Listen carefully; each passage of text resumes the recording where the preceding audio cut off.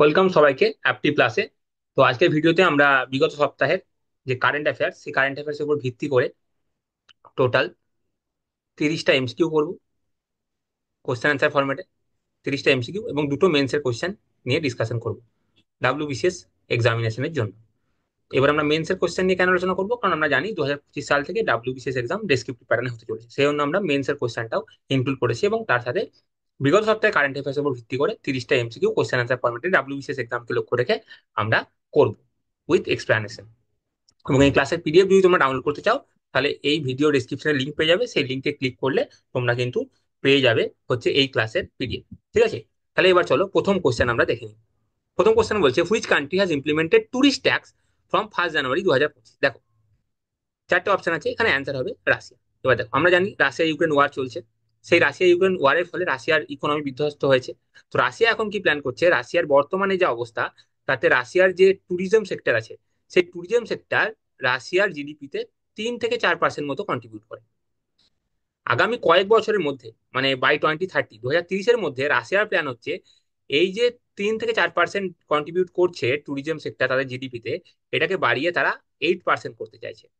তাহলে রাশিয়ার ইকোনমিতে ট্যুরিজম সেক্টরের কন্ট্রিবিউশনকে বাড়ানোর জন্য রাশিয়া চাইছে যে তাদের টোটাল যে জিডিপি কন্ট্রিবিউশন, তার সেই টোটাল জিডিপি কন্ট্রিবিউশনে ট্যুরিজম সেক্টর থেকে যেন 8% আসে।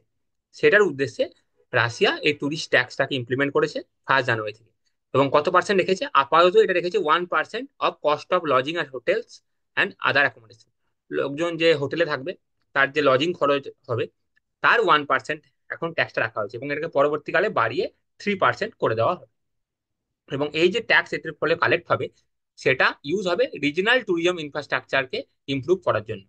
তাহলে এই ট্যুরিজম ট্যাক্স সম্পর্কে আমরা ডিটেলসে জেনে নিলাম, সেটা কে স্টার্ট করতে চলেছে, রাশিয়া। পরের প্রশ্ন দেখো, পরের প্রশ্ন হচ্ছে what is India's rank in readiness for a rapid ageing society. দেখো কলম্বিয়া এবং সিঙ্গাপুর ইউনিভার্সিটির কিছু প্রফেসর মিলে তারা রিসার্চ করে একটা মেথড ডেভেলপ করেছে এবং সেই মেথডের উপর ভিত্তি করে র্যাপিড এজিং সোসাইটির রেডিনেসের উপর ভিত্তি করে একটা র্যাঙ্কিং প্রকাশ করা হয়েছে। তাতে ডেভেলপ কান্ট্রিকেও নেওয়া হয়েছে এবং যারা আন্ডার ডেভেলপ কান্ট্রি তাদেরকেও নেওয়া হয়েছে। টোটাল 143টা কান্ট্রির মধ্যে এই সার্ভে করা হয়েছে এবং এটাতে দেখা হয়েছে যে দেখো আমাদের দেশে কি হচ্ছে, আস্তে আস্তে এজিং পপুলেশন আমরা কাকে বলি, 60+ যারা আছে, যাদের বয়স 60 তাদেরকে আমরা এজিং পপুলেশন বলি। তো কোনো একটা দেশে যখন 60 সংখ্যা বেড়ে যায়, তার মানে কি হয়, ওয়ার্কিং এজ পপুলেশন সংখ্যা কমতে থাকে, তাই তো? ওয়ার্কিং এজের পপুলেশন সংখ্যা কমতে থাকে। তো তার সাথে সাথে যারা বৃদ্ধ লোক আছে তাদের হেলথ কেয়ার জনিত স্বাস্থ্যজনিত সমস্যা দেখা যায়, হেলথ কেয়ার প্রবলেম আছে। তো যত একটা দেশে এজিং পপুলেশন বাড়তে থাকবে, ওয়ার্কিং এজ পপুলেশন কমতে থাকবে এবং তার সাথে সাথে হেলথ কেয়ার জনিত সমস্যা দেখা দেবে। তো সেটার জন্য, সেটাকে ট্যাকেল করার জন্য কোনো একটা কান্ট্রি কতটা রেডি, কতটা প্রস্তুত, সেই সংক্রান্ত এই ইন্ডেক্স। এখানে ইন্ডিয়ার র্যাঙ্ক কত, এই ইন্ডেক্সে ইন্ডিয়ার র্যাঙ্ক হচ্ছে 123। তো টোটাল দেখো 143টা কান্ট্রির মধ্যে এই র্যাঙ্কিংটা করা হয়েছে, তার মধ্যে ইন্ডিয়ার র্যাঙ্ক হচ্ছে 123। এবং এখানে ডেভেলপ কান্ট্রি, আন্ডার ডেভেলপ সব ধরনের কান্ট্রি আছে। এবং এই কান্ট্রিতে টপ, এই ইন্ডেক্সে এই র্যাঙ্কিং এ টপ 3টে কান্ট্রি কে কে, সুইজারল্যান্ড, নরওয়ে এবং ডেনমার্ক। এবং এই যে এজিং পপুলেশনের যে কনসার্নটা, এটা আমরা জানি মেইনলি এখন বর্তমানে এটা ইউরোপিয়ান কান্ট্রিতে কিন্তু প্রচন্ড। ইউরোপিয়ান কান্ট্রিতে কিন্তু এজিং পপুলেশন কিন্তু খুব বেড়ে যাচ্ছে, মানে ওল্ড এজ সংখ্যা 60+-এর সংখ্যা খুব বেড়ে যাচ্ছে। তাই তাদের দেশে কিন্তু ওয়ার্কিং এজ পপুলেশন যেটা, সেটার সংখ্যা কম এবং সেই জন্য তারা কিন্তু ইমিগ্রেশন পলিসি নিয়ে আসে। চলো এবার নেক্সট কোয়েশ্চেন। নেক্সট কোয়েশ্চেন বলছে which dam is being constructed under the Ken Betwa interlinking national project. দেখো কেন বেতোয়া ইন্টারলিঙ্কিং ন্যাশনাল প্রজেক্ট, এটা সম্পর্কে একটা মেন্সের কোয়েশ্চেন, যে এই প্রজেক্টটা হলে এর সুবিধা কি হবে, এর নেগেটিভস কি, পজিটিভস কি, সেটা নিয়ে আমি ডিটেলস কিন্তু ডিসকাশন করেছি। তোমরা যদি এর আগে ডাব্লিউবিসিএস এর উইকলি কারেন্ট অ্যাফেয়ার্স গুলো ফলো করছো, সেখানে কিন্তু আমি ডিটেলসে ডিসকাশন অলরেডি করে রেখেছি, তবুও আমি বলে দিচ্ছি। দেখো interlinking, river interlinking project generally কি হয়, যে ওয়াটার সারপ্লাস যে রিজন আছে সেখান থেকে ওয়াটার ডেফিসিট রিজনে ওয়াটারকে ট্রান্সফার করা হয়। ঠিক আছে, এখানে কি করা হবে, কেন রিভার থেকে ওয়াটার নিয়ে গিয়ে বেতোয়া রিভারে ট্রান্সফার করার প্ল্যান চলছে। ন্যাশনাল একটা পার্সপেক্টিভ প্ল্যান আছে, তার আন্ডারে কেন বেতোয়া ইন্টারলিঙ্কিং প্রজেক্টের আন্ডারে কোন ড্যাম তৈরি করা হচ্ছে, দাউধান ড্যাম তৈরি করা হচ্ছে। এবং এটা কোন দুটো, এই দুটো রিভার হচ্ছে যমুনা রিভার ট্রিবিউটারি, যমুনা যে রিভার আছে সেই রিভারের ট্রিবিউটারি। এবং এটা কোন দুটো স্টেটের মধ্যে দিয়ে যাচ্ছে, সেটা হচ্ছে এমপি এবং ইউপি। দেখো আমরা ম্যাপে দেখে নেবো। দেখো এই দেখো উত্তরপ্রদেশ, এই দেখো কেন এবং বেতুয়া। এই কেন থেকে জল বেতুয়াতে ট্রান্সফার করা হয়, ওয়াটার ট্রান্সফার, এইটা হচ্ছে প্ল্যান। এবং তার আন্ডারে এই দেখো তোমরা দেখতে পাচ্ছ উত্তরপ্রদেশ এবং মধ্যপ্রদেশ, এবং এই দেখো দাউধান ড্যাম, এই ড্যামটার কথা আমরা এমসিকিউতে রেখেছি। তাহলে এটা তোমরা বুঝে নিলে। এই দেখো যমুনার টিউটারি আমরা বললাম, এটা হচ্ছে যমুনার টিউটারি দুটোই। এটা হচ্ছে যেমনটা আগে একবার বললাম, ন্যাশনাল পার্সপেক্টিভ প্ল্যানের আন্ডারে প্রথম ইন্টারলিঙ্কিং রিভার প্রজেক্ট এটা। এবং এই প্রজেক্টটা যদি সফল হয় আস্তে, যেটা আমরা করতে যাচ্ছি, তার ফলে প্রচুর ল্যাক্স অ্যান্ড ল্যাক্স ফার্মারের পরিবার এটা থেকে লাভবান হবে। কারণ সেখানে ইরিগেশন ফেসিলিটি তৈরি হবে, তো তার ফলে এগ্রিকালচারের প্রোডাক্টিভিটিটা বেড়ে যাবে অনেকটাই। ঠিক আছে। এবার দেখো, on which date will the first Lokpal day be celebrated in 2025? কোন দিনে প্রথম লোকপাল দিবস পালন করা হবে 2025 সালে? তাহলে এই কোশ্চেন থেকে আমরা একটা জিনিস বুঝতে পারলাম, যে 2025 সালে প্রথম লোকপাল দিবস পালন করা হবে। 2025 সালে প্রথম লোকপাল দিবস পালন করা হবে কবে? 16ই জানুয়ারি। 16ই জানুয়ারি 2025 সালে প্রথমবারের জন্য লোকপাল দিবস আমরা পালন করব। এবার আমরা লোকপাল ব্যাপারটা কি এটা একটু জেনে নেব। ঠিক আছে। লোকপাল কি? লোকপাল হচ্ছে একটা ন্যাশনাল লেভেলের ইনস্টিটিউশন। এবং এটার কাজ কি? দেখো, যদি ধরো কোনো পাবলিক অফিসিয়াল আছে ন্যাশনাল লেভেলে, কোনো একটা পাবলিক অফিসিয়াল আছে, এবং এই পাবলিক অফিসিয়ালের উপর চার্জ এসছে, করাপশন চার্জ এসছে, যে এই পাবলিক অফিসিয়াল করাপশনের সাথে যুক্ত, তখন এই বিরুদ্ধে ইনভেস্টিগেশন করার যে অথরিটি, সেটাই হচ্ছে লোকপাল।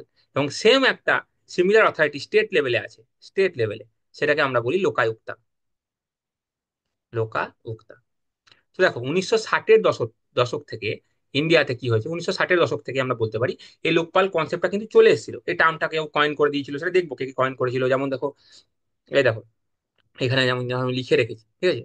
যেমন লোকপাল টার্মটাকে কয়েন করেছিল ডক্টর এল এম সিংভি। হ্যাঁ, এবং 1960-এর দশকে অ্যাডমিনিস্ট্রেটিভ রিফর্মস কমিশন বলো বা পরবর্তীকালে অনেক কমিটি কিন্তু এই লোকপালের কনসেপ্টটা দিয়েছিল, কিন্তু সরকার চেষ্টা করলেও বিভিন্ন কারণে সেই বিলগুলো আলটিমেটলি অ্যাক্টে রূপান্তরিত হয় না।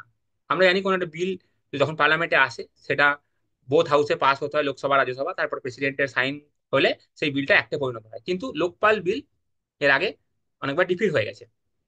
তো তারপরে তোমরা জানো 2010 সালে আন্না হাজারে মুভমেন্ট স্টার্ট হয়, এবং সেই আন্না হাজারে মুভমেন্টের পরে সরকার বাধ্য হয়ে এই মুভমেন্টের চাপে সরকার বাধ্য হয়ে 2013 সালে এই লোকপাল বিলটা পাস করে, এবং তার ফলে ভারতে লোকপাল ইনস্টিটিউশনটা তৈরি হয়। এবার এখানে প্রশ্ন করছে যে আমরা লোকপাল দিবস কবে পালন করতে চলেছি? 2025 সালে প্রথমবার পালন করতে চলেছি জানুয়ারি 16 তারিখে। তাহলে আমরা এই লোকপালের কনসেপ্টটা জেনে নিলাম এই কোশ্চেনের মাধ্যমে। দেখো এই যে 16 তারিখ লোকপাল দিবস হিসেবে পালন করা হবে, এটা আমরা অলরেডি আগের বছর মার্চ মাসে ঘোষণা করে দিয়েছিলাম। এবং এই যে অনুষ্ঠান হবে লোকপাল দিবস 16ই জানুয়ারি, সেখানে ভারতবর্ষের যিনি বর্তমান প্রধান বিচারপতি সঞ্জীব খান্না, উনি উপস্থিত থাকবেন। এবং এটা কোথায় হবে? এটা নিউ দিল্লিতে হবে, নিউ দিল্লিতে হতে চলেছে। ঠিক আছে। এখানে আমি পুরো কনসেপ্ট যেটা লেখা আছে আমি তোমাকে এক্সপ্লেন করে বলে দিয়েছি কনসেপ্টটা, এ দেখে নেবে। আচ্ছা, এখন বর্তমানে এখন লোকপালের যিনি চেয়ারপারসন উনি কে আছেন? অজয় মানিক রাও আছেন চেয়ারপারসন, এবং ফার্স্ট চেয়ারপারসন লোকপালের কে ছিলেন? পিনাকি চন্দ্র ঘোষ। আরেকটা বলে দিই, এই যে লোকপালের কম্পোজিশন সম্পর্কে আমি একটা তোমাদেরকে বলে দিই। লোকপালের কম্পোজিশনে হচ্ছে একজন চেয়ারম্যান থাকে এবং 6জন টোটাল মেম্বার থাকে। ঠিক আছে। আর যিনি চেয়ারম্যান হবেন বা যিনি মেম্বার হবেন লোকপালের, তার বয়স 45 বছরের নিচে হওয়া যাবে না। তাহলে এই দেখো এখানে লেখা আছে should not be less than 45 years, তার মানে তার বয়স 45 বছরের বেশি হতে হবে, 45 বছরের কম হওয়া চলবে না। চলো। আচ্ছা, পরে কোশ্চেনে আমরা আসবো, তার আগে আমি তোমাদেরকে একটা অ্যানাউন্সমেন্ট আছে বলে দিচ্ছি। এই টেলিগ্রাম গ্রুপে তোমরা যত তাড়াতাড়ি সম্ভব অ্যাড হয়ে নাও। এই টেলিগ্রাম গ্রুপটার নাম হচ্ছে ডাব্লিউবিসিএস সাকসেস গাইড। কিভাবে তোমরা অ্যাড হবে? এই ভিডিওর ডেসক্রিপশনে লিঙ্ক আছে, সেই লিঙ্কে তোমরা একটা সেই লিঙ্ক থেকে সেই লিঙ্কে ক্লিক করলে তোমরা এই টেলিগ্রাম গ্রুপে জয়েন হতে পারবে। এই গ্রুপে কি করা হয়? ডেলি প্র্যাকটিস কোশ্চেন পোস্ট করা হয়। এই ডেলি প্র্যাকটিস কোশ্চেন যে পোস্ট করা হয় তার ভিত্তিতে তুমি অ্যান্সার লিখবে, এবং সেই অ্যান্সারটা এই গ্রুপে আপলোড করবে। তুমি যে কোশ্চেনটা লিখে আপলোড করলে তার ইভ্যালুয়েশন তুমি পেয়ে যাবে, এবং তার সাথে সাথে আমরা এই গ্রুপে মডেল অ্যান্সার দিয়ে দিচ্ছি, তো তুমি মডেল অ্যান্সারটাও পেয়ে যাবে। তো আর দেরি না করে এই গ্রুপে কিন্তু যত তাড়াতাড়ি পারছো অ্যাড হয়ে যাও। পরে পরের প্রশ্ন দেখো, which country has recently witnessed the outbreak of human meta pneumo virus? HMPV virus যেটা রিসেন্টলি নিউজে আছে, এটা কোন কান্ট্রিতে আউটব্রেক ঘটেছে? চায়নাতে। দেখো আমরা অলরেডি কোভিড-19 ভাইরাস অলরেডি দেখে এসেছি, তো আমরা জানি, আমরা বলি যে ঘর পোড়া গরু সিঁদুরে মেঘ দেখলেই ভয় পায়। সেরকম যে অলরেডি যেহেতু কোভিডের একবার আমরা প্রকোপটা দেখে এসেছি, কোভিড এর ফলে আমাদের কি হয়েছিল, সে জন্য যখনই এইরকম আবার একটা চাইনাতে আউটব্রেক হয়েছে এরকম একটা ভাইরাসে, তখন আমরা আবার খুব কনসার্ন হয়েছি। এবং বলে রাখি, বিভিন্ন ওয়ার্ল্ডের বিভিন্ন দেশেও কিন্তু এটা ডিটেক্ট হয়েছে, এই ভাইরাসটা ডিটেক্ট হয়েছে, এবং ইন্ডিয়াতেও, ইভেন আমাদের দেশেও কিন্তু কিছু কেস, HMPV ভাইরাসের কিছু কেস কিন্তু ডিটেক্ট হয়েছে। দেখো, এটা মেনলি বাচ্চাদেরকে, বাচ্চাদের মধ্যে হচ্ছে, চিলড্রেন যারা আন্ডার 14, তাদের মধ্যে এই কেসটা বেশি দেখা যাচ্ছে। চায়নাতে এটা হয়েছে, এটা মেনলি কি কি হচ্ছে, ফিভার হচ্ছে, ফ্যাটিক হচ্ছে, হ্যাঁ, এবং আলটিমেটলি এটা ব্রঙ্কাইটিস বা নিউমোনিয়াতে রূপান্তরিত হয়ে যাচ্ছে। এটার এখনো পর্যন্ত কোনো ডাইরেক্ট কোনো ভ্যাকসিন তো নেই, এবং কোনো স্পেসিফিক অ্যান্টিভাইরাল ট্রিটমেন্টও নেই। বেস্ট হচ্ছে আমরা কন্ট্যাক্ট অ্যাভয়েড করব এবং হ্যান্ড ওয়াশ করবো বারবার, এইগুলো হচ্ছে এখন প্রিভেন্টিভ মেজার্স। তো যেহেতু আমাদের একটা কোভিড আমরা অলরেডি একটা দেখে এসেছি চায়না থেকে আউটব্রেক হওয়ার পরে গোটা বিশ্বে কিভাবে এটা প্যান্ডেমিকের আকার ধারণ করেছিল, সেজন্য এটা এখন প্রচন্ড নিউজে আছে, এই HMPV ভাইরাসটা। সেজন্য আমি এই কন্টেক্সট এটা বললাম। আচ্ছা, পরের প্রশ্ন দেখো, what is the mascot of kho kho world cup 2025? আমরা জানি, দেখো, খো খো ওয়ার্ল্ড কাপ ভারতবর্ষে হবে 2025 সালে, এবং এই যে 2025 সালে ভারতের ওয়ার্ল্ড কাপটা হবে, এটা প্রথমবারের জন্য হতে চলেছে, ফার্স্ট টাইম। যেহেতু ফার্স্ট টাইম হতে চলেছে, তাহলে এবার এরপরে কি হবে, খো খো ওয়ার্ল্ড কাপের ফলে খো খো খেলাটা একটা ইন্টারন্যাশনাল রিকগনিশন পাচ্ছে। একটা ইন্টারন্যাশনাল রিকগনিশন কিন্তু এই খো খো খেলাটা পেয়ে যাচ্ছে। এবং এটার ম্যাসকট রিলিজ করা হয়েছে রিসেন্টলি, তার নাম হচ্ছে তেজস এবং তারা। দেখো, তোমরা দেখতে পাচ্ছ তেজস এবং তারা। দেখো, ইনঅগরাল খোখো ওয়ার্ল্ড কাপ, মানে খোখো ওয়ার্ল্ড কাপ প্রথমবারের জন্য হতে চলেছে, ভারতে হবে। টোটাল 24টা দেশ পার্টিসিপেট করবে। এবং এই তেজাস তেজাস এবং তারা দুটো হচ্ছে ম্যাসকট। তেজাস কিসের, কি কে সিম্বলাইজ করে? তেজাস হচ্ছে ব্রিলিয়ান্স এবং এনার্জির প্রতীক, এবং তারা হচ্ছে গাইডেন্স এবং অ্যাসপিরেশনের প্রতীক। এবং এর আগে আমরা একটা কোশ্চেন অলরেডি করেছিলাম, এর আগে আগের কোনো একটা ভিডিওতে, যে খোখো ওয়ার্ল্ড কাপের অ্যাম্বাসাডার হিসেবে কাকে নিয়োগ করা হয়েছে, তো বলিউড সুপারস্টার সলমান খানকে কিন্তু এই খোখো ওয়ার্ল্ড কাপের অ্যাম্বাসাডার হিসেবে নিযুক্ত করা হয়েছে। তাহলে খোখো ওয়ার্ল্ড কাপের ম্যাসকট কারা? তেজাস এবং তারা। পরে প্রশ্ন দেখো, how many players were awarded the major Dhyan Chand Khel Ratna award? দেখো, আমাদের দেশে স্পোর্টস এর ক্যাটাগরিতে অনেক অ্যাওয়ার্ড দেওয়া হয়, গভর্নমেন্ট অনেক অ্যাওয়ার্ড দেয় স্পোর্টস এর ক্যাটাগরিতে। সেই যত সমস্ত অ্যাওয়ার্ড দেয়, তার মধ্যে সব থেকে হাইয়েস্ট টপ অ্যাওয়ার্ডের নাম হচ্ছে ধ্যানচাঁদ খেলরত্ন অ্যাওয়ার্ড, যার নাম, এই অ্যাওয়ার্ডটার নাম কিছু বছর আগে পর্যন্ত ছিল রাজীব গান্ধী খেল রত্ন অ্যাওয়ার্ড। এই অ্যাওয়ার্ডটার নাম পাল্টে এখন রাখা হয়েছে মেজর ধ্যানচাঁদ খেল রত্ন অ্যাওয়ার্ড। এই বছর 2024 সালে টোটাল 4 জনকে দেওয়া হলো। দেখো, এখানে লেখা আছে কাকে কাকে দেওয়া হলো। ডি গুকেশ চেজে, আমরা জানি ডি গুকেশ কি হয়েছে সম্প্রতি, ইয়ংগেস্ট চেস চ্যাম্পিয়ন হয়েছে, ইয়ংগেস্ট চেস চ্যাম্পিয়ন ওয়ার্ল্ডের। তোমরা আমাকে কমেন্টে লিখে বলবে কাকে হারিয়ে D Gukesh youngest chess champion হয়েছে। আচ্ছা, ডি গুকেশ পেয়েছে হরমনপ্রীত সিং, যিনি হকির সাথে যুক্ত, উনি পেয়েছেন। মনু ভাকের শুটিং এর সাথে যুক্ত, উনি পেয়েছেন। উনি লাস্ট ইয়ার অলিম্পিক্সে ভারতের হয়ে 2টো পদক জিতেছেন। এবং প্রবীণ কুমার, যিনি একজন প্যারা অ্যাথলেটিক্স, উনিও এই অ্যাওয়ার্ডটি পেয়েছেন, মেজর ধ্যানচাঁদ খেলরত্ন অ্যাওয়ার্ড। দেখো, এটা প্রত্যেক বছর অ্যানুয়ালি দেওয়া হয়, প্রত্যেক বছর এই অ্যাওয়ার্ডটা দেওয়া হয়। এবং কোন মিনিস্ট্রি দেয়? Ministry of youth affairs and sports এই অ্যাওয়ার্ডটা দেয়। এবং যেহেতু আগে আমি একবার বলে রাখলাম, দেখো, এটা হচ্ছে স্পোর্টস এর হাইয়েস্ট স্পোর্টিং অনার, স্পোর্টস এর জগতের সব থেকে টপ অনার, যেটা গভর্নমেন্ট অ্যানুয়ালি দেয়। পরে প্রশ্ন দেখো, the centre has appointed whom as the new chairman of the Indian Space Research Organisation and secretary of the Department of Space? ইসরোর পরবর্তী চেয়ারম্যান কে হতে চলেছেন? দেখো, অ্যানাউন্সমেন্টটা হয়ে গেছে, উনি এখনো চার্জ নেননি।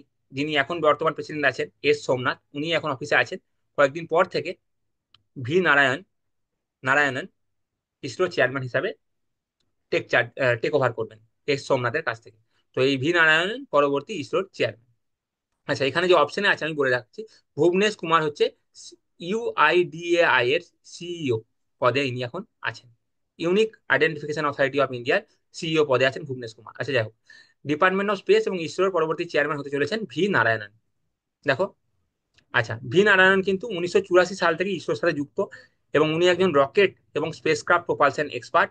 এবং বর্তমানে উনি ইসরোর যে লিকুইড প্রপালশন সিস্টেম সেন্টার আছে, তার উনি ডিরেক্টর হিসেবে কাজ করছেন। এবং পরবর্তী কয়েকদিন পর থেকেই উনি, জানুয়ারি 14 তারিখ থেকে উনি এই ইসরোর চেয়ারম্যান হিসেবে কাজ করা শুরু করবেন। এবং উনি কাকে রিপ্লেস করবেন? সোমনাথকে। সোমনাথ এখন বর্তমানে ইসরোর চেয়ারম্যান আছে। আচ্ছা, ইসরোর আমাদের পরবর্তী যে যে নেক্সট বড় বড় মিশন গুলো আছে, তার মধ্যে গগনায়ন একটা মিশন আছে, নিসার স্যাটেলাইট লঞ্চ আছে, মার্স অরবিটার মিশন 2, এগুলো হচ্ছে ইসরোর পরবর্তী মেজর প্রজেক্ট। চলো, পরের প্রশ্ন, which has become the first state to link forest ecosystem to green GDP? ভারতবর্ষের মধ্যে প্রথম কোন রাজ্য তাদের ফরেস্ট ইকোসিস্টেমের সাথে গ্রিন জিডিপি কে লিঙ্ক করেছে? তো এখানে অ্যান্সারটা হয়ে যাবে ছত্তিশগড়। এবার এই প্রসঙ্গে আমি তোমাকে গ্রিন জিডিপির কনসেপ্টটা বলে রাখছি। দেখো, জিডিপির মানে তোমরা জানো যে monetary value of all the goods and services produce in domestic territory in a particular year. এবার আমি একটা এক্সাম্পল দিয়ে বোঝাচ্ছি যে গ্রিন জিডিপি ব্যাপারটা কি। ধরো একটা রেলওয়ে কনস্ট্রাকশন হবে, ঠিক আছে? এই রেলওয়ে কনস্ট্রাকশন হতে গিয়ে কিছু certain goods and services produce হবে। তো এখান থেকে আমরা মনিটারি ভ্যালুতে জিডিপি ক্যালকুলেট করতে পারবো। কিন্তু ধরো এই রেলওয়ে প্রজেক্টটা আমরা করতে গিয়ে কিছু আমরা ডিফরেস্টেশন করেছি, হ্যাঁ, গাছ কাটতে হয়েছে, ডিফরেস্টেশন করেছি, ঠিক আছে? ডিফরেস্টেশন করেছি, গাছ কাটতে হয়েছে, তার মানে কিছু নেগেটিভ এনভায়রনমেন্টাল ইম্প্যাক্ট হয়েছে। এই নেগেটিভ এনভায়রনমেন্টাল ইম্প্যাক্টটাকে যদি আমরা কোয়ান্টিফাই করি এবং এই জিডিপি ক্যালকুলেশনের সাথে এটাকে জুড়ে দিই, তখন যে জিডিপিটা আমরা পাবো সেটা হচ্ছে গ্রিন জিডিপির কনসেপ্ট। তার মানে গ্রিন জিডিপি নেগেটিভ এনভায়রনমেন্টাল ইম্প্যাক্টকে কোয়ান্টিফাই করে জিডিপি মেজারমেন্ট করে। এটা হচ্ছে গ্রিন জিডিপির কনসেপ্ট। তাহলে এটা কোন রাজ্য করেছে ভারতের প্রথম? ছত্তিশগড়। তাহলে এই কোশ্চেনটা আমরা পেয়ে গেলাম। দেখো এখানে লেখা আছে ছত্তিশগড় করেছে, ঠিক আছে? চলো, হু ওন দ্য 2024 সাহিত্য academy award for English literature. দেখো, লিটারেচারের জগতে সাহিত্য academy award one of the top award. সাহিত্য একাডেমি অ্যাওয়ার্ড ইংলিশ ল্যাঙ্গুয়েজের জন্য 2024 সালে কে পেয়েছেন? ইস্টেরিন কিরে পেয়েছেন। দেখো, সাহিত্য একাডেমি অ্যাওয়ার্ড কে দেয়? সাহিত্য একাডেমি দেয়, নাম থেকে আমরা বুঝতে পারছি।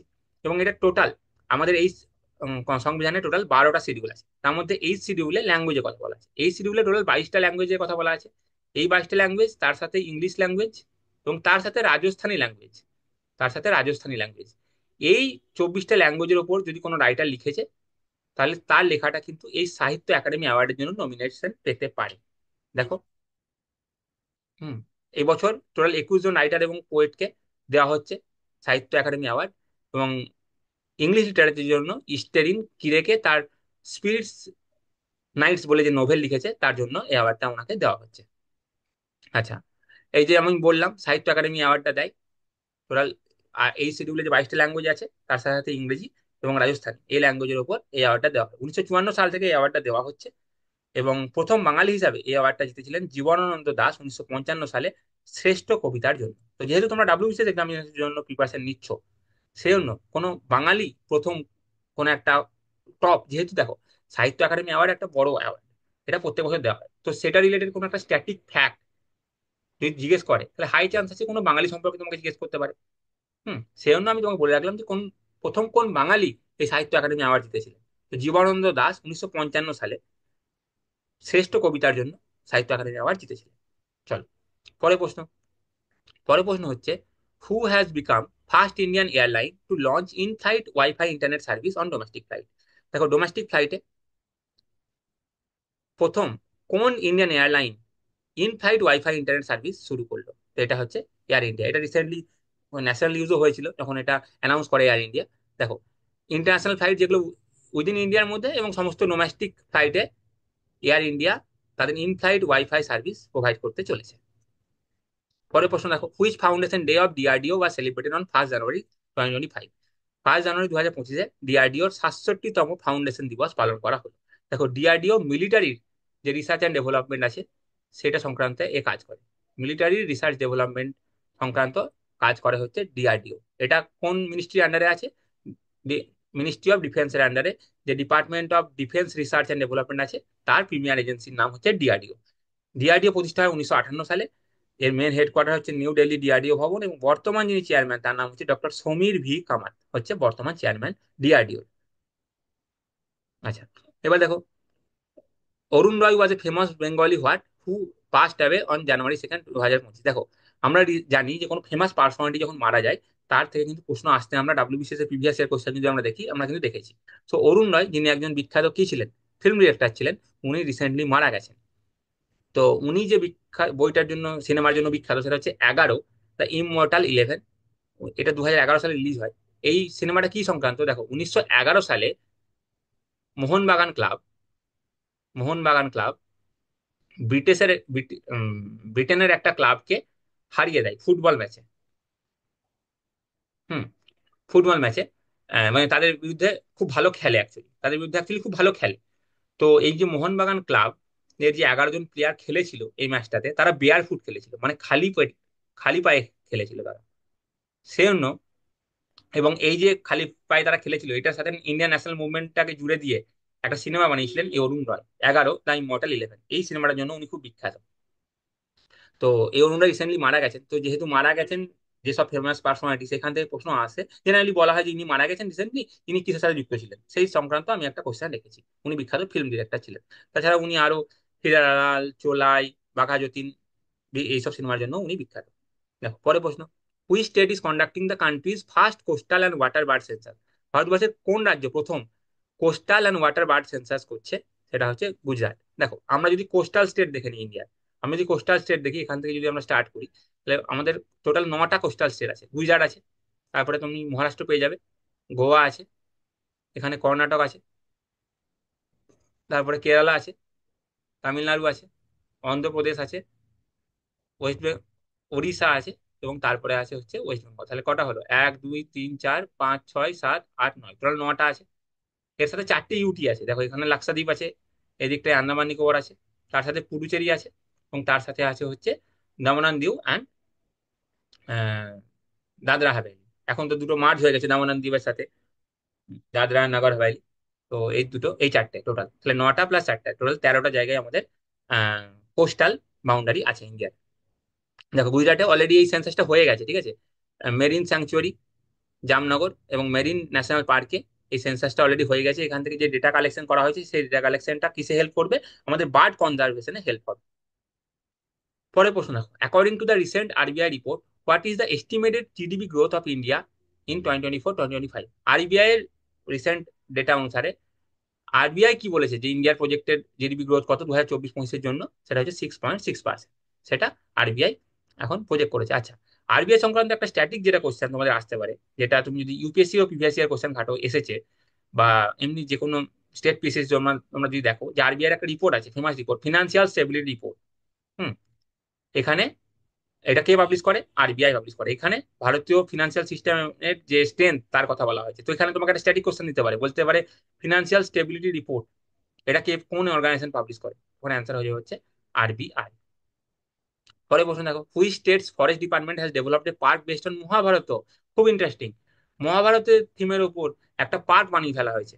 তো কোন রাজ্যের ফরেস্ট ডিপার্টমেন্ট এটা বানিয়েছে? সেটা হচ্ছে উত্তরাখণ্ড। এবং এই পার্কের মধ্যে খুব ইন্টারেস্টিংলি ডেমনস্ট্রেট করা হয়েছে কি ভীষ্ম পিতামহ, ভীষ্ম পিতামহ কিভাবে কিং যুধিষ্ঠিরকে, পাণ্ডব পুত্র যুধিষ্ঠিরকে এই যে nature conservation, wild life, plant conservation, wild life কনজারভেশনের সম্পর্কে বোঝাচ্ছে, এটা বলা হয়েছে। তার মানে হিস্ট্রি এবং রিলিজনের সাথে এনভায়রনমেন্টকে কানেক্ট করা হয়েছে এই প্রজেক্টটার ফলে। দেখো এখানে লেখা আছে হিস্ট্রির সাথে কানেক্ট করা হয়েছে। উত্তরাখণ্ডের স্টেট ফরেস্ট ডিপার্টমেন্ট এটা ডেভেলপ করেছে। দেখো হিস্ট্রির সাথে, হিস্ট্রি এবং রিলিজনের সাথে এনভায়রনমেন্টকে কিন্তু কানেক্ট করা হয়েছে খুব সুন্দরভাবে এই প্রজেক্টের মাধ্যমে। Which year has been declared by the United Nation as the year of quantum science and technology?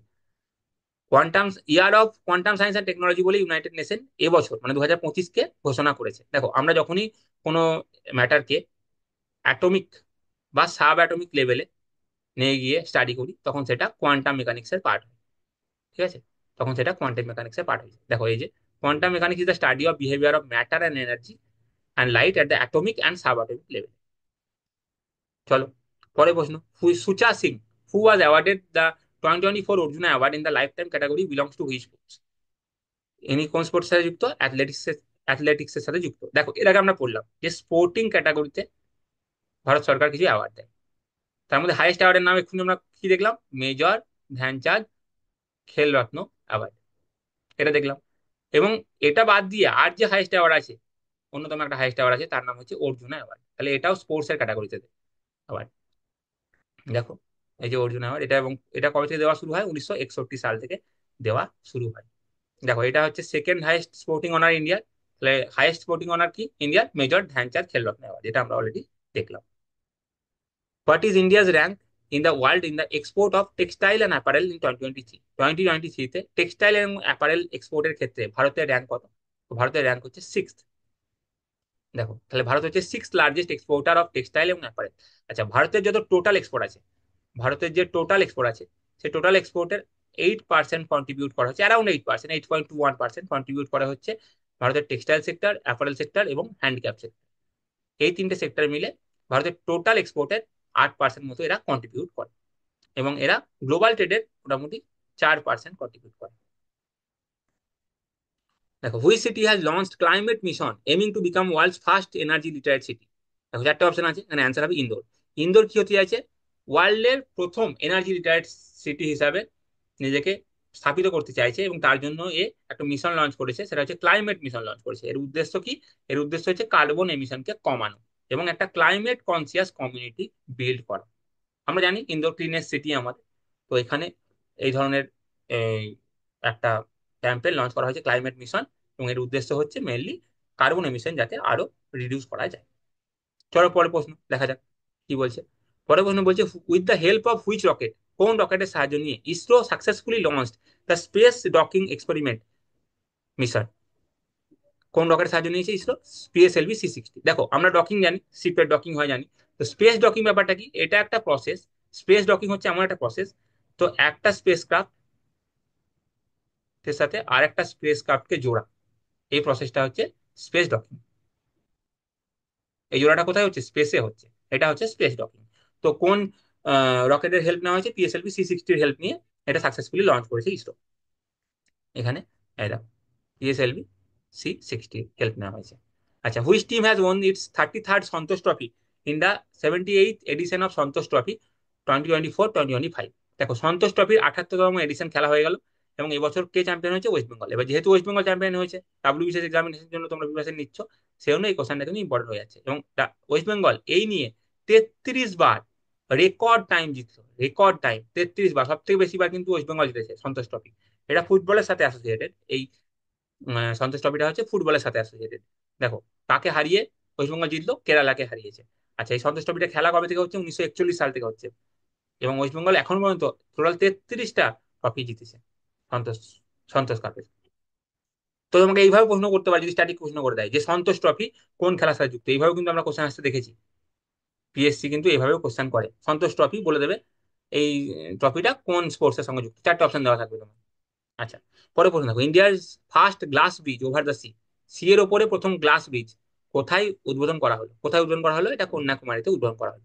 দেখো, এই দেখো, ওভার দ্য সি, দেখো সি এ ফার্স্ট গ্লাস ব্রিজ, 133 ফুটের যে তিরুভাল্লুভারের স্ট্যাচু এবং বিবেকানন্দ রক মেমোরিয়াল, এই দুটোকে কানেক্ট করা হলো। দেখো, তামিলনাড়ু যিনি চিফ মিনিস্টার আছে তিনি উদ্বোধন করলেন ফার্স্ট এভার গ্লাস ব্রিজের, যে 133 ফুটের যে তিরুভাল্লুভার স্ট্যাচু আছে তার সাথে বিবেকানন্দ রক মেমোরিয়াল যুক্ত হলো। 37 কোটি টাকা এখানে খরচ হয়েছে এটা বিল্ড করার জন্য, এবং এটার ফলে কি হবে? ট্যুরিজম সেক্টর বুস্ট পেল তামিলনাড়ু। এরপরে দেখো, পরে প্রশ্ন বলছে, বিবাদ সে বিশ্বাস scheme is associated with which sector. এটা কোন সেক্টরের সাথে অ্যাসোসিয়েটেড? ট্যাক্সেশন সেক্টরের সাথে অ্যাসোসিয়েটেড। দেখো, এটা মেনলি ইনকাম ট্যাক্স সেক্টরের সাথে অ্যাসোসিয়েটেড। আমরা জানি ট্যাক্স দু ধরনের হয়। ট্যাক্স দু ধরনের, একটা হচ্ছে ডাইরেক্ট ট্যাক্স, একটা ইনডাইরেক্ট ট্যাক্স। ডাইরেক্ট ট্যাক্স হচ্ছে income tax, corporate tax. Indirect tax GST। ঠিক আছে। আচ্ছা, বিবাদ সে বিশ্বাস স্কিম কি? দেখো, বিবাদ ট্যাক্স সংক্রান্ত কি কি বিবাদ হয়? একটা এক্সাম্পল নিই, ধরো ধরো একটা পার্সন আছে, এ এ ধরো ট্যাক্স ফাঁকি দিয়েছে, ঠিক আছে, ট্যাক্স ইভেট দিয়েছে, ট্যাক্স ইভেট করেছে। ধরো 100 টাকা এর ট্যাক্স হিসেবে পেমেন্ট করা উচিত ছিল গভর্নমেন্টকে, করেনি, এবং গভর্নমেন্ট সেটা ধরে ফেলেছে। তো গভর্নমেন্টের উপর কেস করে দিয়েছে। হ্যাঁ, গভর্নমেন্ট কেস করে দিয়েছে, তার মানে লিটিগেশন হয়ে গেছে, তার মানে বিবাদ হলো। কিন্তু এই স্কিমের মাধ্যমে গভর্নমেন্ট কি বলতে চাইছে? বিবাদ সে বিশ্বাস। গভর্নমেন্ট বলছে, দেখো, আমি তোমাকে ট্রাস্ট করি, তুমি আমাকে ট্রাস্ট করো, এই যে লিটিগেশন হচ্ছে এসব বাদ দাও, লিটিগেশন আমরা চাই না। তুমি এই স্কিমের আন্ডারে এসো, তোমাকে আমি একসঙ্গে মিউচুয়ালি বসি, যে পেনাল্টি তোমাকে আমি লাগাচ্ছি সেই পেনাল্টিটা আমাকে দিয়ে দাও। মিউচুয়ালি চলো কথা বলে নি, যা ভুল হবার হয়ে গেছে, আমি তোমাকে কোনো শাস্তি দেবো না, তুমি পেনাল্টিটা পে করে দাও এবং তুমি মুক্ত। একে অপরকে চলো ট্রাস্ট করি, ঠিক আছে। এইভাবে একটা স্কিম অলরেডি 2020 সালে লঞ্চ করা হয়েছিল, এবং এই স্কিমটা খুব সাকসেসফুল হওয়ার জন্য এই স্কিমটাকে 2024 সালে আবার লঞ্চ করা হলো। এই স্কিমটাকে আবার লঞ্চ করা হলো 2024 সালে, বাজেটে লঞ্চ করা হয়েছে বিবাদ সে বিশ্বাস স্কিম, ট্যাক্সেশনের সাথে রিলেটেড। তা দেখো, এটা কি হবে? তো যত পেন্ডিং লিটিগেশন আছে সেগুলো কমে যাবে যদি লোকের লিটিগেশন বাদ দিয়ে এই স্কিমের আন্ডারে চলে আসে। তাহলে next question, in India in 2024 what was India's global rank in terms of foreign exchange reserve. Foreign exchange রিজার্ভের ক্ষেত্রে ভারতের গ্লোবাল র্যাঙ্ক কত? ভারত হচ্ছে ফোর্থ। দেখো, ফরেন এক্সচেঞ্জ এক্সচেঞ্জ কোনো দেশের কেন লাগে? দেখো, আমরা অনেক কিছু ইম্পর্টেন্ট জিনিস ইম্পোর্ট করি, তাই তো। ইম্পোর্ট আমরা যখন পে করবো তখন কিসে আমরা পেমেন্ট করি? ডলারে পেমেন্ট করি, তার জন্য আমাদের মানে ফরেন কারেন্সি লাগে। অন্যান্য এতেও করতে পারি, মেনলি ধর আমরা ডলারে করি যদি, তার মানে আমাদের ফরেন এক্সচেঞ্জ লাগবে আমাদের ইম্পোর্ট করার জন্য। তাহলে এই ইম্পোর্ট করার জন্য যেহেতু আমাদের ফরেন এক্সচেঞ্জ লাগবে, আর যদি এই এক্সপোর্ট করার জন্য ফরেন এক্সচেঞ্জ না থাকে, তখন কিন্তু ইকোনমিক ক্রাইসিস দেখা যাবে, যেটা হয়েছিল রিসেন্টলি শ্রীলঙ্কাতে। বা ভারতের একটা অলরেডি মানে পরিস্থিতি খারাপ হয়ে গেছিল 1990s এর দশকে, যার পরে ইন্ডিয়া এলপিজি রিফর্ম করে। যাই হোক, তো সেই জন্য ফরেন এক্সচেঞ্জ রিজার্ভ কোনো কান্ট্রির জন্য কেন ইম্পর্টেন্ট? ফরেন এক্সচেঞ্জ দিয়েই আমরা কিন্তু যত বেশি ভালো হবে আমরা ইম্পোর্ট ভালো করতে পারবো। ইম্পোর্টের জন্য কিন্তু ফরেন এক্সচেঞ্জ আমাদের রিজার্ভটা বেশি হওয়া দরকার। এটাতে ইন্ডিয়া র্যাঙ্ক হচ্ছে ফোর্থ। দেখো, একটু কমেছে, আগে যেটা ছিল তার থেকে একটু, $4.1 বিলিয়ন কমে এখন হয়ে দাঁড়িয়েছে $640 বিলিয়ন মতো এখন। এবং ইন্ডিয়ার র্যাঙ্ক হচ্ছে fourth globally. Where has the Indian army unveiled the statue of Chhatrapati শিবাজী মহারাজ? ছত্রপতি শিবাজী মহারাজের স্ট্যাচু উদ্বোধন করা হয়েছে, ইন্ডিয়ান আর্মি করেছে কোথায়? লাদাখে, প্যাংগং লেকের কাছে, লাইন অফ অ্যাকচুয়াল কন্ট্রোল তার কাছে 14,300 ফুট অল্টিটিউডে প্যাংগং লেকের কাছে এই ছত্রপতি শিবাজী মহারাজের স্ট্যাচু উদ্বোধন করা হলো। তার আনওয়েভারিং স্পিরিট, অদম্য যে শক্তি, লড়াইয়ের যে শক্তি, সেটাকে মাথায় রেখেই ইন্ডিয়ান আর্মি এটাকে উদ্বোধন করলো। Which ministry has declare 2025 as the year of reforms? দেখো, মিনিস্ট্রি অফ ডিফেন্স 2025-কে ইয়ার অফ রিফর্মস বলে ঘোষণা করেছে। ইয়ার অফ রিফর্মস বলে ঘোষণা করেছে। দেখো, কোন মিনিস্ট্রি? দেখো, ডিফেন্স মিনিস্ট্রি। ঠিক আছে, চলো পরের প্রশ্ন দেখো। How many names have been announced by ministry of external affairs for the Pravasi Bharatiya award 2025? প্রবাসী ভারতীয় অ্যাওয়ার্ড 2025 সালে কতজনকে দেওয়া হবে? টোটাল 27 জনকে দেওয়া হবে। দেখো, প্রবাসী ভারতীয় দিবস, এনআরআই ডে, আমরা কবে পালন করি? 9 জানুয়ারি পালন করি। কেন পালন করি? কারণ এই দিনে 1915 সালে গান্ধীজি সাউথ আফ্রিকা থেকে ভারতে এসেছিলেন। তো সেই দিনটাকে মনে রাখার জন্য আমরা 9 জানুয়ারিকে প্রবাসী ভারতীয় দিবস হিসাবে পালন করি, এবং সেই উপলক্ষে আমরা ভারতীয় প্রবাসী ভারতীয় অ্যাওয়ার্ডও দিচ্ছি। তো এই বছর আমরা 27 জন লোককে এই অ্যাওয়ার্ডটা দেবো। এবং এটা অনুষ্ঠানটা হতে চলেছে হচ্ছে যে কনভেনশনটা হবে সেটা উড়িষ্যাতে হতে চলেছে 8 জানুয়ারি থেকে 10 জানুয়ারিতে। এটা হচ্ছে 18তম প্রবাসী ভারতীয় দিবস। চলো নেক্সট কোশ্চেন। হু ইনগরেটেড গ্রামীণ ভারত মহোৎসব 2025 দিল্লিতে 4 জানুয়ারি? কে উদ্বোধন করেছে গ্রামীণ ভারত মহোৎসবের? নরেন্দ্র মোদী। দেখো, আমাদের যে বিকশিত ভারত আছে, বিকশিত ভারতের যে আমাদের লক্ষ্য 2047 এর মধ্যে, 2047-এর মধ্যে আমরা বিকশিত ভারতে যাই, ডেভেলপ কান্ট্রি হতে চাই, তাই তো? তার জন্য আমাদের ইনক্লুসিভ ডেভেলপমেন্ট করতে হবে, ইনক্লুসিভ গ্রোথ দরকার, এবং তার জন্য গ্রামীণ ক্ষেত্রতে, রুরাল সেক্টরের কিন্তু উন্নতি করতে হবে। শুধুমাত্র আরবান সেন্ট্রিক ডেভেলপমেন্ট করলে হবে না। সেই জন্য এই গ্রামীণ মহোৎসব, গ্রামীণ ভারত মহোৎসব সেই ক্ষেত্রে একটা পুশ দিল যে বিকশিত ভারত 2047-এ করতে গেলে যে গ্রামকেও সঙ্গে নিয়ে এগোতে হবে। ঠিক আছে, এবং এটার থিম কি? Building a resilient rural India for a Viksit Bharat 2024। আচ্ছা, মোটো কি? ই village grow, the country growth. চলো, January 4 is observed as which day? 4 জানুয়ারি কোন দিবস হিসেবে পালন করা হয়? ওয়ার্ল্ড ব্রেলি ডে হিসেবে পালন করা হয়। লুই বেলি, যিনি এই বেলি সিস্টেমের ইনভেন্ট করেছিলেন, তার নাম জন্ম জয়ন্তীতে এই ওয়ার্ল্ড বেলি ডে পালন করা হয়। দেখো, যারা ব্লাইন্ড বা যারা পার্সিয়ালি ব্লাইন্ড, তারাও তো কমিউনিকেশন করে, তারাও পড়াশোনা করবে, তাদের কমিউনিকেশনের মাধ্যমটাই হচ্ছে এই ব্রেলি সিস্টেম। তারা এই ব্রেলি সিস্টেমের মাধ্যমে কমিউনিকেট করে। ঠিক আছে, দেখো, যারা ব্লাইন্ড বা পার্সিয়ালি ব্লাইন্ড, তাদের কমিউনিকেশন মিডিয়াম হচ্ছে এই ব্রেলি সিস্টেম। হুম, এটা লুই ব্রেলি, উনি এটা আবিষ্কার করেছিলেন। দেখো, এবং উনি এটা ফার্স্ট পাবলিশ করেছিলেন 1829 সালে, এবং এটা পরবর্তীকালে ইউনেস্কো রেকগনাইজ করেছে এটাকে। আচ্ছা, এবার আমরা করে নিলাম প্রিলিমস এর কোশ্চেন। এবার আমরা দুটো মেন্স এর কোশ্চেন করবো কারেন্ট অ্যাফেয়ার্স উপর ভিত্তি করে। দেখো, India GDP is projected to grow at 6.6% in 2024-2025 as per RBI. RBI বলে দিয়েছে ইন্ডিয়ার প্রজেক্টেড গ্রোথ কত। এই কনটেক্সটে একটা কোশ্চেন করা হচ্ছে, কি? Discuss the significance of GDP. GDP significance কি as an economic indicator, and what are the key factors that influence India's GDP growth, and write a short note on the policy recommendation. তাহলে তিনটে পার্টে আমাকে answer লিখতে হবে। একটা হচ্ছে কি factors that influence GDP growth, say, হ্যাঁ, আর তার আগে লিখতে হবে significance of GDP as an economic indicator, এটা 1 নাম্বার, এটা 2 নাম্বার। আর তারপরে পলিসি রেকমেন্ডেশন, সাস্টেন গ্রোথের জন্য কি কি রেকমেন্ডেশন, পলিসি রেকমেন্ডেশন হওয়া উচিত, এটা। তাহলে তিনটে পার্ট। আচ্ছা, আমরা সবসময় মেন্সের কোশ্চেন কি ফলো করবো? ইন্ট্রো, বডি, কনক্লুশন, এই ফরম্যাটটা ফলো করবো। দেখো, ইন্ট্রোতে আমরা কি লিখতে পারি? হয় আমরা কোনো জিডিপি সংক্রান্ত কোনো ডেটা দিতে পারি, অথবা সিম্পলি জিডিপি কে ডিফাইন করতে পারি। জিডিপি কি? GDP is the monetary or market value of all the final goods and services produced within a country in a specific time period. মানে কোনো ইন্ডিয়ান বানাচ্ছে না ফরেনার বানাচ্ছে, ডাজ নট ম্যাটার, ইন্ডিয়ার মধ্যে বানানো হচ্ছে কি হচ্ছে না আমরা সেটাই দেখি জিডিপির আন্ডারে। ঠিক আছে, তাহলে জিডিপি আর জিএনপির মধ্যে পার্থক্য কি আমরা জানি। জিডিপিতে আমরা ইন্ডিয়ার মধ্যে, ইন্ডিয়ান টেরিটরির মধ্যে সে কোনো কিছু একটা গুডস অ্যান্ড সার্ভিস প্রডিউস হচ্ছে কি হচ্ছে না আমরা সেটা লক্ষ্য রাখি। আর জিএনপি তে কোনো ইন্ডিয়ান ন্যাশনাল সেই গুডস অ্যান্ড সার্ভিসেসটা প্রডিউস করছে কি করছে না আমরা সেটা নজর রাখি। আচ্ছা, তাহলে জিডিপির সংজ্ঞা দিয়ে দিলে, ইন্ট্রোডাকশন। এবার বডিতে চলে এলে এবং বললে কি জিডিপির ইকোনমিক ইন্ডিকেটর হিসেবে সিগনিফিকেন্স কি। দেখো, আমরা যখন জিডিপি বলি, ধরো আমাদের দেশে আমরা বললাম ধরো জিডিপি 7%, এখান থেকে আমরা কি পাচ্ছি? এখান থেকে আমরা গ্রোথ রেট পাচ্ছি। হ্যাঁ, তার মানে একটা কান্ট্রির ইকোনমিক স্ন্যাপশট দিচ্ছে এটা একটা। তার সাথে সাথে যখন আমরা বলছি ধরো আমরা 5 ট্রিলিয়ন ইকোনমি হতে চাই নমিনাল জিডিপি টার্মসে, বা এখন ইন্ডিয়ার জিডিপি টার্ম হচ্ছে 3 ট্রিলিয়ন, 3 ট্রিলিয়ন ইকোনমি, ঠিক আছে, 3 ট্রিলিয়ন ইকোনমি ধরো এখন, তাহলে আমরা এখান থেকে কি পাচ্ছি? একটা একটা ইকোনমির সাইজ জানতে পারছি। তার মানে জিডিপির নাম্বার থেকে একটা কান্ট্রির ইকোনমিক গ্রোথ আমরা পাচ্ছি, ইকোনমিক গ্রোথ পাচ্ছি, এটা তুমি একটা লিখতে পারো। সেই কান্ট্রির ইকোনমি সাইজ কতটা বড় সেটা পাচ্ছি। হুম। এবং আমরা সেক্টর ওয়াইজ ডেটাও পাই জিডিপি থেকে, তাই তো? যেমন ধরো ইন্ডিয়াতে আমরা জানি সেক্টর ওয়াইজ ডেটা থেকে আমরা কি জানতে পারি, যে ইন্ডিয়াতে সার্ভিস সেক্টর সব থেকে বেশি জিডিপিতে কন্ট্রিবিউট করে, সার্ভিস সেক্টর সব থেকে বেশি কন্ট্রিবিউট করে। তার মানে একটা সেক্টর ওয়াইজ যেটা আমরা পেয়ে যাচ্ছি, যে কোন কোন দেশের কোন সেক্টর ভালো পারফর্ম করছে, তাহলে এটা 3 নম্বর হিসাবে লিখতে পারো। তার সাথে সাথে কোয়ার্টার ওয়াইজ আমরা জিডিপি ডেটা পাই, সেখান থেকে আমরা শর্ট টার্মে ইকোনমি কেমন কেমন চলছে, শর্ট টার্ম ইকোনমি ভালো চলছে না খারাপ চলছে সেটা সম্পর্কে একটা আইডিয়া পাই। তাহলে এরকম 1 2 3 4 করে significance of GDP as an economic indicator তুমি লিখলে। তারপরে তুমি চলে গেলে হচ্ছে ইন্ডিয়ার জিডিপি গ্রোথের ক্ষেত্রে কোন কোন ফ্যাক্টরগুলো ইনফ্লুয়েন্স করে। দেখো, এগ্রিকালচার সেক্টর ইনফ্লুয়েন্স করে, যদি ভালো মনসুন হয় তাহলে এগ্রিকালচার সেক্টর বুম করবে, সেক্ষেত্রে আমাদের জিডিপি ইনক্রিজ করবে। আচ্ছা, গভর্নমেন্ট যদি ক্যাপিটাল এক্সপেন্ডিচার করে তাহলে জব ক্রিয়েট হবে, এমপ্লয়মেন্ট ক্রিয়েট হবে, সেক্ষেত্রে ইন্ডিয়ার জিডিপি বাড়বে। আচ্ছা, সার্ভিস সেক্টরে যদি এক্সপেনশন হয় সেক্ষেত্রে ইন্ডিয়ার জিডিপি বাড়বে।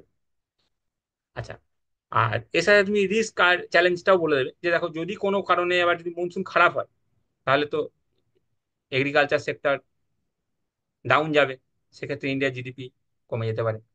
জিও পলিটিক্যাল ডিস্টারবেন্স হলে, ধরো রাশিয়া ইউক্রেন ওয়ার চলছে বা ইসরায়েল গাজা ওয়ার চলছে, এইসব ওয়ারের জন্য কি হবে?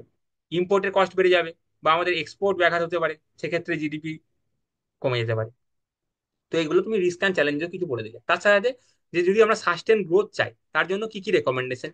দেখো, একটা তো মনিটারি পলিসি অ্যাডজাস্টমেন্ট, যে আমরা যত রেট আছে, যেমন ধরো রেপো রেট, ঠিক আছে, সেটা আমরা কি করি, যখন আমরা চাই ইকোনমিক গ্রোথ তখন কমিয়ে দিই। আচ্ছা, যখন ইনফ্লেশন হয়, যখন ধরো ইন্ডিয়াতে প্রচুর ইনফ্লেশন চলছে, সেই ইনফ্লেশন প্রচুর বেড়ে গেছে, আমরা এটাকে ইনফ্লেশনকে কমাতে চাই, তখন আমরা কি করি, তখন আমরা রেপো রেটকে বাড়িয়ে দিই। আর যদি আমরা ইকোনমিক গ্রোথ চাই তখন আমরা রেপো রেটকে কমিয়ে দিই, তাহলে রেপো রেটকে কমালে একটা গ্রোথ আসবে। আচ্ছা, এগ্রিকালচারাল প্রোডাক্টিভিটিকে যদি আমরা বুস্ট করি, হ্যাঁ, ফুড প্রসেসিং ইন্ডাস্ট্রির উপর যদি আমরা জোর দিই, আমরা যদি এক্সপোর্টের উপর জোর দিই, তাহলে এসব করলে আমরা একটা সাস্টেন গ্রোথ ইন্ডিয়াতে পাবো। তারপরে তুমি একটা কয়েক মিনিটে কনক্লুড করে দেবে যে হ্যাঁ, কোয়ার্টার 2 এর যদি ডেটা দেখি 2024-25-এ, তাহলে একটু ইকোনমি ডাউনে যাচ্ছে, কিন্তু গভর্নমেন্টের যেটা এক্সপেকটেশন কোয়ার্টার 3-তে, কারণ যেহেতু ক্যাপিটাল এক্সপেন্ডিচারে খরচ করা হচ্ছে, কোয়ার্টার 3-তে আবার ইকোনমি রিভাইভ করে যাবে, এই বলে তুমি একটা কনক্লুড করতে পারো কোশ্চেনটা। সবসময় একটা পজিটিভ নোটে কনক্লুড করার চেষ্টা করো। আচ্ছা, এরপরে প্রশ্ন দেখো, পরে প্রশ্ন সায়েন্স অ্যান্ড টেক থেকে রেখেছি একটা, ইন্ডিয়া সাকসেসফুলি টেস্টেড, এটা হবে tested, tested K4 nuclear capable ballistic missile from INS Arighaat. এই প্রশ্নটা একটা এমসিকিউ ফরম্যাটে আমরা কিন্তু আগের একটা ভিডিওতে করেছি। তাহলে আইএনএস আরিঘাত হচ্ছে nuclear capable ballistic missile, sorry, tested K4 nuclear capable ballistic missile from INS Arighaat. INS Arighaat হচ্ছে ballistic missile submarine. Discuss the significance of INS Arighaat. INS আরিঘাতের সিগনিফিকেন্স জিজ্ঞেস করেছে, তাহলে এটা হচ্ছে প্রথম পার্ট, এটা একটা question. And opportunities arising out of SSBN. SSBN মানে কি? এসএসবিএন মানে হচ্ছে নিউক্লিয়ার ব্যালিস্টিক মিসাইল সাবমেরিন, তাহলে এটার অপরচুনিটি, এটা হচ্ছে সেকেন্ড পার্ট। অ্যান্ড ইন্ডিয়ার স্ট্র্যাটেজিক ডিফেন্স ক্যাপাবিলিটি।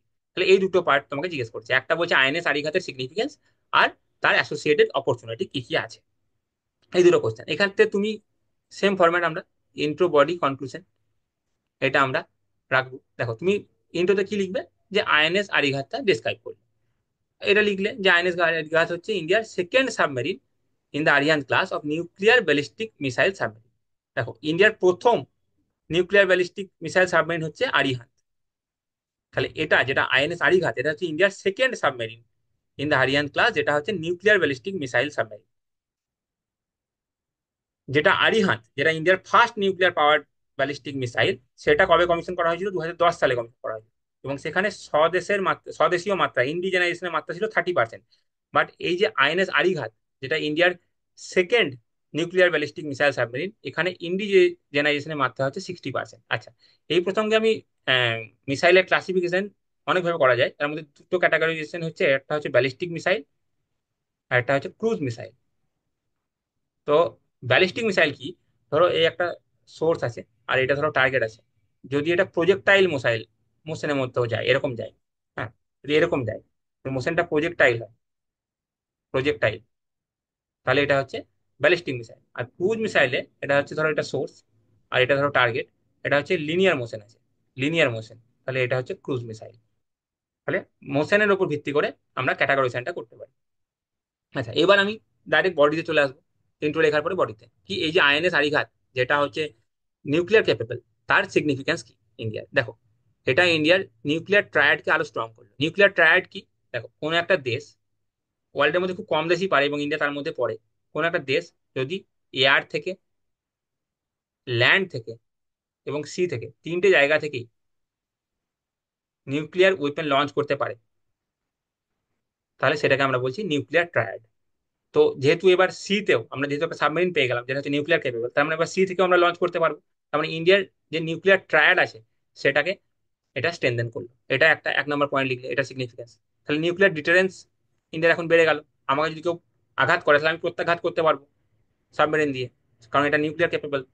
এটা 2 নম্বর। ইন্ডিয়ার সেলফ রিলায়েন্স বাড়িয়ে দিল, আত্মনির্ভর ভারত হওয়ার যে আমরা লক্ষ্য রাখছি। কারণ কি, আমি ইন্ডিজেনাইজেশনের মাত্রা কত, 60% আমাদের দেশে হয়েছে, বানানো হয়েছে। এটার যে আইএনএস আরিঘাতের যে যেসব মেটেরিয়ালস আছে, যেসব যন্ত্রপাতি আছে, তার 60% আমরা দেশে বানিয়েছি। 60% ইন্ডিজেনাইজেশনের মাত্রা হচ্ছে 60%। তাহলে আমাদের এটা একটা আত্মনির্ভর ভারত হওয়ার দিকে একটা একটা স্টেপ এগোলাম আমরা। তাহলে এটা 3 নম্বর পয়েন্ট। এভাবে তুমি এর যে সিগনিফিকেন্স 1 2 3 এভাবে লিখলে। হুম। তারপরে লিখলে কি এখানে কি কি অপরচুনিটি আছে, দেখো।